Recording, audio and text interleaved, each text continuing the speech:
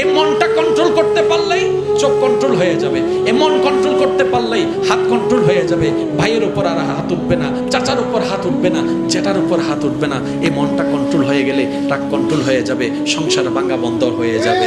কথা বলেন ঠিক কি না? এই মনটা কন্ট্রোল হয়ে গেলে জবান বন্ধ হয়ে যাবে, জবান কন্ট্রোল হয়ে যাবে। জবান কন্ট্রোল হয়ে গেলে চার দোকানে বসে আর গীবত করতে ইচ্ছা করবে না। গীবত না করলে আপনার গুনার পাল্লা বাড়ি হবে না, গুনার পাল্লা গীবতে বাড়ি না হলে আপনার সবগুলা নষ্ট হবে না।